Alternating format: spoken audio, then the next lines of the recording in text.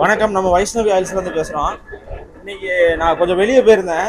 அண்ணன் தான் நம்மளுக்கு வந்து ரெகுலராக அரைப்பாப்புல எல்லாமே நம்ம ஒரிஜினலாக அரைச்சிக்கிட்டு இருக்கோம். அண்ணன் தான் நம்ம அரைப்பாப்புல.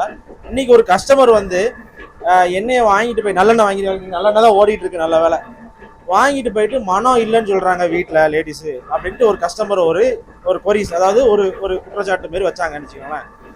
இந்த மனம் இல்லைன்னு சொல்கிறாங்களாண்ணே, அதுக்கு என்ன காரணம் நினைக்கிங்க?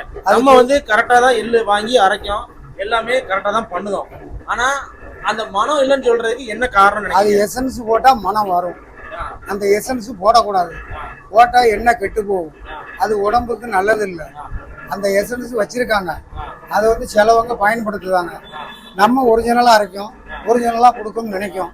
ஆனால் எசன்ஸ் சேர்க்கக்கூடாது. நான் என்ன நினைக்கிறேன்னா, எல்லாம் வெளியே வர பாக்கெட் ஐட்டம் இருக்குல்ல, நிறைய நல்லெண்ணெய் நிறைய வந்துருச்சு. அந்த பாக்கெட் ஐட்டத்துல ஃபுல்லா இந்த எசன்ஸ் சேர்த்து வந்து அட்ராக்ட் பண்ற மாதிரி பண்றாங்க. அது தலை முடியும் உருந்து போகும் அந்த எசன்ஸ் போட்டா. அது சாப்பிடறதுக்கு நல்லா இல்ல. ஆனா எண்ணெயும் ஜடார்னு கெட்டு போகும். மனம் இருக்கும். ஆனா இது வந்து ஒரு வருஷம் வச்சிருந்தாலும் இதுதான் தங்க மாதிரி இருக்கும்.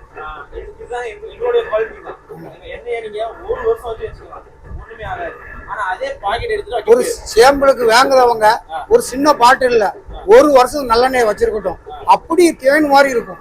ஆமா, அதான் கரெக்ட். அதாவது நிறைய லேடிஸ் வந்து வீட்டில் இருக்கவங்க என்ன ஆகும்னா, அந்த பாக்கெட் ஐட்டத்தில் வாங்கி எசன்ஸ் அந்த ஸ்மெல் அட்ராக்ட் பண்ணுற மாதிரி அவங்க வந்து இது பண்ணுறாங்க நல்லெண்ணெயை. ஸோ அதெல்லாம் தவிர்த்துருங்க. இந்த மாதிரி ஒரிஜினலாக நாங்கள் அரைச்சி கொடுக்கோம். இங்கே பாருங்கள், எள்ளுலாம் பாருங்கள், நாட்டு எள்ளு தான் போட்டு அரைக்கும்.